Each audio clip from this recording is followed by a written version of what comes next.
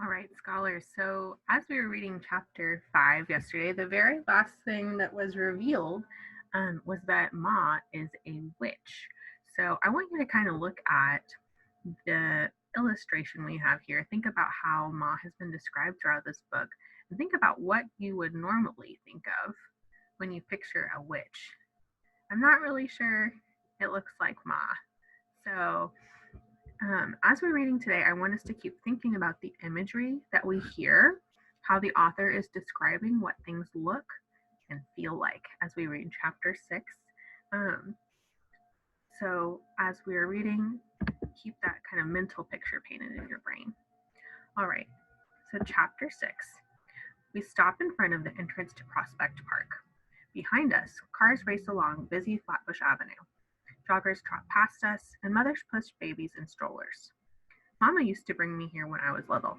There's a carousel and a zoo on the side of the park, plus a playground and Lefferts house where Dutch settlers used to live. Prospect Park is one of my favorite places in Brooklyn, but being here with Mom makes me feel more nervous than excited. I put a hand over my stomach and hope I don't look. Oops. Hope I don't look as queasy as I feel. So I'm going to pause here really quickly and let's just think about all the different things that the author described for us to give us some imagery of what it looks like here. So they're in a park. You can kind of imagine maybe there's some trees and things. They're next to a busy street, lots of cars rushing by. There's mothers pushing babies in strollers.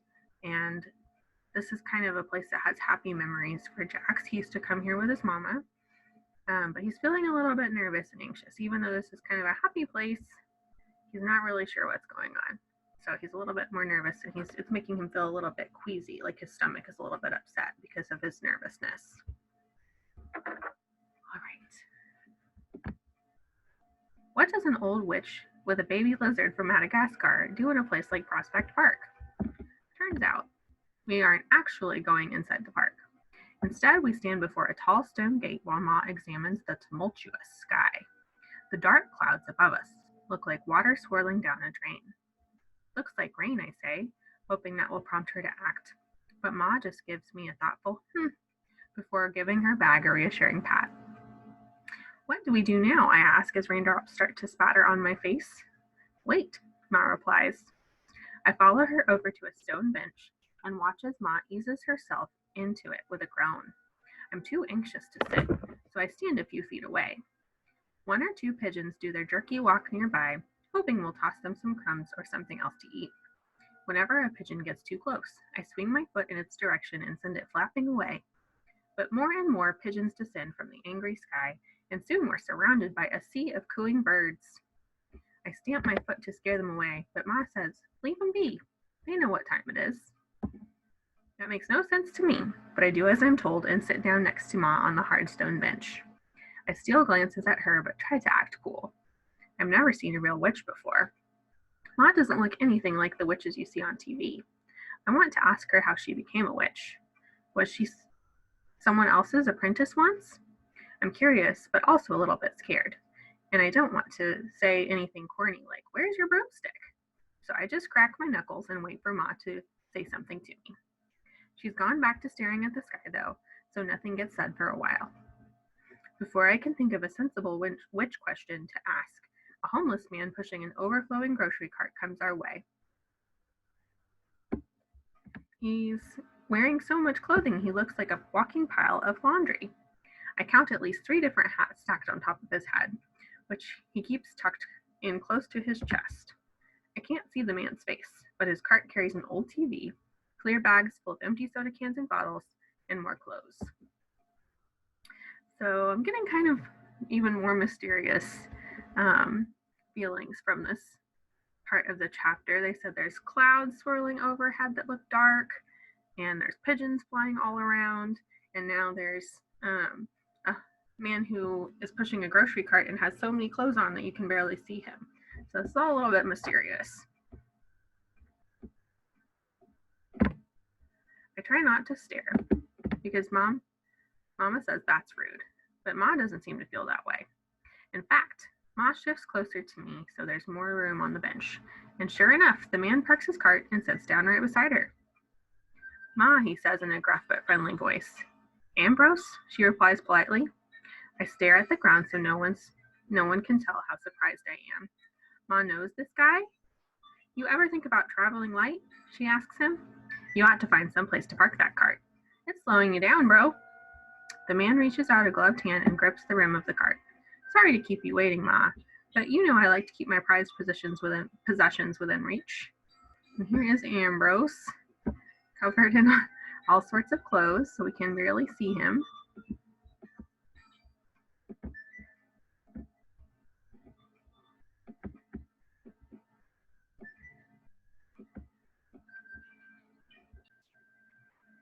So if I saw someone coming towards me and I couldn't see their face, they were all the way covered up, it would make me a little bit nervous if they sat down on the bench next to me.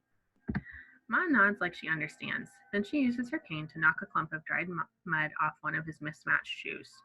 How's things? The man lifts his head to gaze at the street. Things ain't what they used to be, Ma. But you don't need me to But you don't need me to tell you that. Any trouble with the transporter? You traveling today? Ma shrugs. Might be. Thought you left the game a long time ago, Ma. You ain't no spring chicken, you know. Ma grunts and taps her cane anxiously on the pavement. Tell me about it. But you know how it is, bro. Every time I get close to retirement, they find some way to keep me on the job. Ambrose chuckles. What time is it? Oh, what is it this time? Ma pats her bag and says, I gotta make a delivery. Ambrose tilts his head to the side, which makes the fedora on top start to slide off. That's grunt work, Ma. Why they got a pro like you making deliveries? Ma tugs at the straps of her bag and looks around to see if anyone's listening. You know how it is, bro. Some deliveries are more special than others. Ambrose nods so hard the fedora finally does fall off. I pick it up and hand it to him, and that's when I see the gap. It's a mild spring day, but Ambrose is wrapped from head to toe. He's wearing so much clothing that I can't see an inch of his skin. But even with all his layers, I still see air between the elastic cuff of the bubble coat and his glove when Ambrose reaches out his hand to take back his hat. Before today, I wouldn't have paid much attention to a homeless man sitting on a bench in front of Prospect Park. But now that I know that Ma's a witch, nothing seems normal. If Ambrose wasn't wearing 100 different pieces of clothing, I think he'd be invisible. Thanks, kid, he says before setting his fedora on top of his baseball cap. To Ma, he says, he's with you?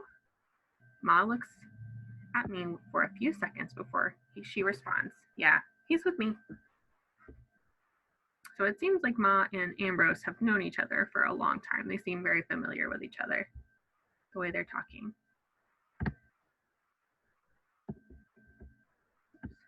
And the birds?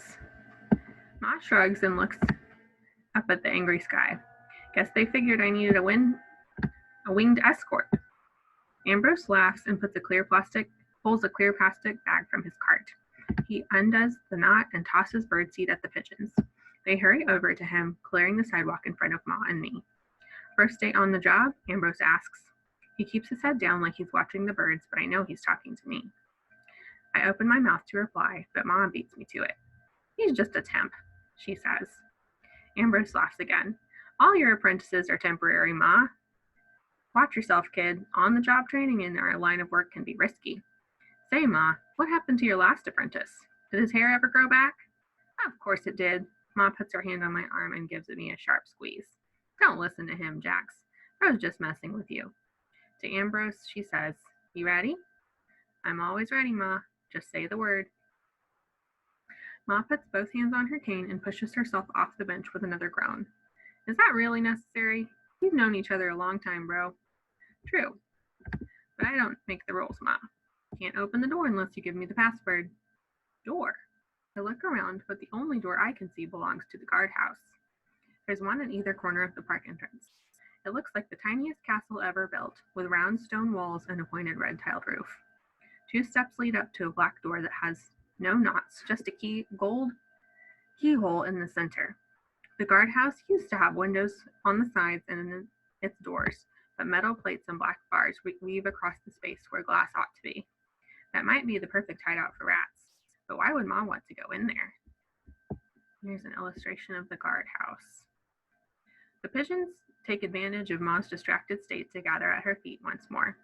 Ma curses under her breath and fishes inside her purse for several seconds before pulling out a small blue book. She opens it and impatiently flips from page to page. Finally, she cries out, "Got it!" I watch as Ma leans in close to Ambrose and whispers something in his ear. He nods and then grips his cart to steady himself as he gets to his feet. Ambrose pulls a key from a pocket inside his heavy coat and leads Ma over to the guardhouse that's closest to our bench. I hear a loud click as he unlocks the black door. So here's our guardhouse, and we have unlocked the door. Interesting. I wait for Ambrose to shuffle back over to his cart before she tries opening the door. Since it has no knob, she tugs at the bars on the window until the heavy door creaks open. Ambrose deposits the key inside his coat and calls over his shoulder. The transporter's had some irregular outcomes in the past few weeks. Ma frowns and pulls the black door open a bit more so she can peer inside. "I don't need to hear that, bro," she says wearily. "Not today." "Just thought you should know, Ma, since you're taking a friend.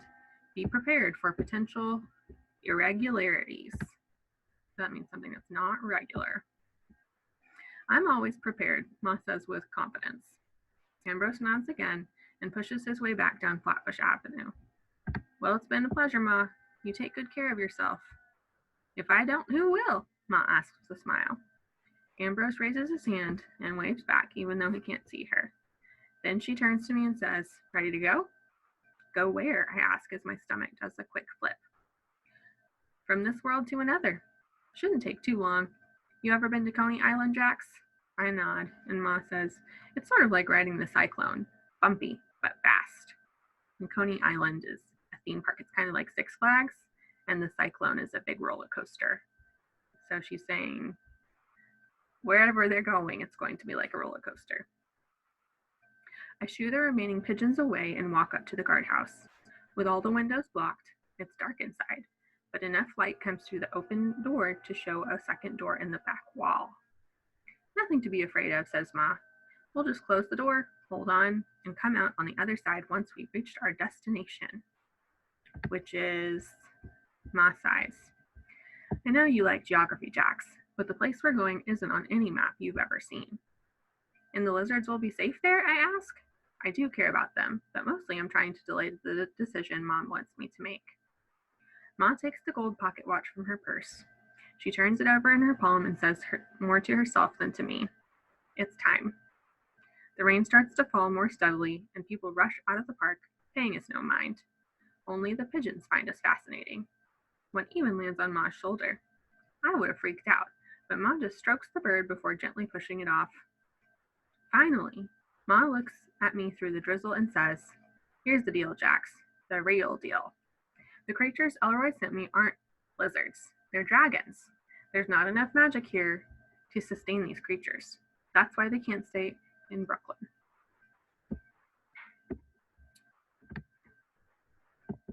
Ma pauses to give me a chance to say something, but I'm speechless, so she goes on.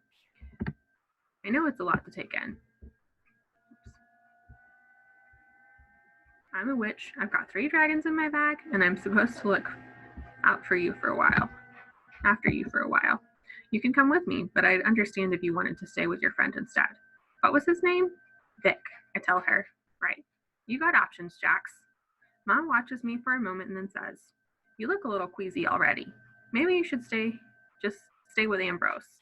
He hasn't gone far. If you hurry, you can catch him. I'll find you when I get back. I promise." I peer into the dark, cramped guardhouse and wonder whether Mama was right to run away from Ma. Maybe my mother felt then the way I feel right now. "You don't have to come," Ma tells me. "No hard feelings, really. But you have to make up your mind fast, Jax, because I gotta go." A whining sound comes from Ma's purse, and more foot pigeons flock to the guardhouse. I glance up the block and wonder what Ambrose and I would talk about if I chose to stay behind with him instead of going who knows where with Ma. There's probably a payphone at the nearby subway station, and the library isn't too far away. I could call Vic and tell him to meet me there. Or I could travel to a faraway world and help Ma deliver those baby dragons. What do you think he's gonna do? Ma shoos the pigeons out of the guardhouse and steps inside. There's barely enough room for her to turn around. Ma smiles at me and then waves before grabbing hold of the metal ring in the center of the door. I'll be back soon, Jax, she says with a wave. Ma is smiling, but I see something in her blue-black eyes. I think it might be disappointment. How many new recruits have walked away when Ma needed help? I'm not her official apprentice. Oops. Like she said, I'm just a temp, but I have nothing better to do now. In my bag, I've got Elroy's book, which should teach me a thing or two about the wondrous dragons of Madagascar. I already got left behind once today. I don't want to get left behind again. Just as Ma starts to pull the heavy door shut, I call out, "Wait! I'm coming with you, Ma. You might need a helper," I tell her as I squeeze in. Ma pulls the door shut with a bang. It's pitch black inside the cramped guardhouse, but my racing heart slows down a bit when Ma puts her hand on my shoulders. All right, Jax, hold on. This could be a bumpy ride. And that is the end of chapter 6. There was a lot of information in that. So now we not only know that Ma is a witch, she has a magic friend, Ambrose, who lives in the park and is maybe invisible, but he covers himself up with clothes.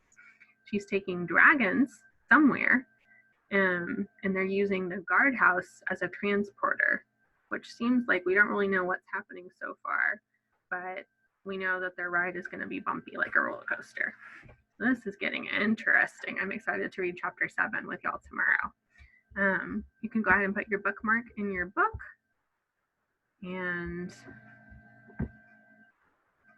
we are all good to go for today. Thanks, scholars.